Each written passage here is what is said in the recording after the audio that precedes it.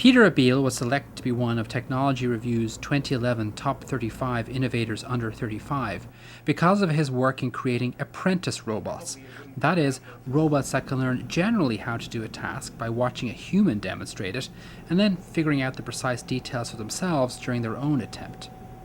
Because apprentice robots don't have to be explicitly programmed for every task, they could be used for a wider range of jobs than robots can perform today. I've always been very interested in understanding kind of how everything in the world works. It was initially not particularly robotics or computer science, but just anything, physics, math, engineering, and so forth. And I got particularly interested in robotics and computer science because I think we can see ourselves make a lot of progress in the next 10-20 years in that area. Apprentice robots are robots that will observe human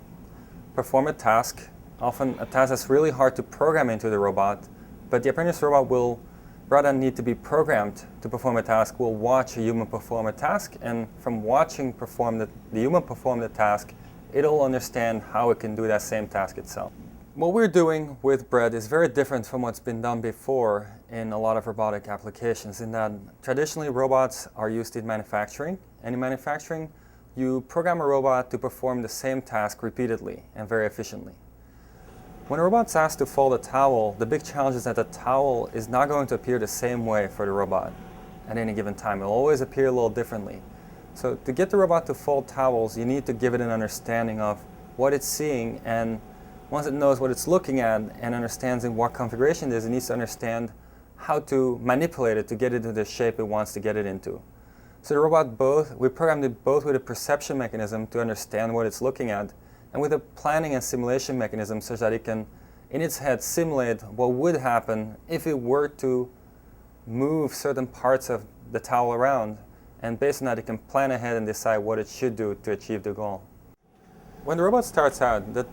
there's a towel just crumpled on the table, and the robot will use its cameras to find where the towel is, and at that point it'll just pick up the towel and it'll then drag it over the table. And what that does is it spreads out the towel a little bit, and at that point it'll grab the trailing point of the towel and it'll repeat that a couple of times. And what that does is it ensures that once the robot's done with this part of the procedure, it's holding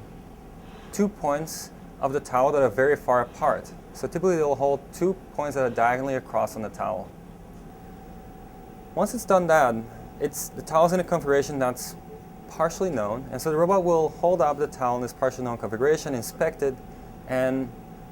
realize that it's holding the towel by 2 diagonally across corners, and put it down and fully spread it out. Once it's fully spread it out, it'll measure the size of the towel, and based on that it can decide what the right folding motions are. So then it'll re-pick it up and go through a sequence of folding motions that are based on the size of the towel, and also based on whenever it's made a fold, it'll re-inspect exactly how well it succeeded and adjust its next fold based on that. The whole idea behind the apprentice robots is that if we can develop this framework more fully, where you can just show a robot how you want something done and it can learn from that, you could start putting robots in environments they've never been before.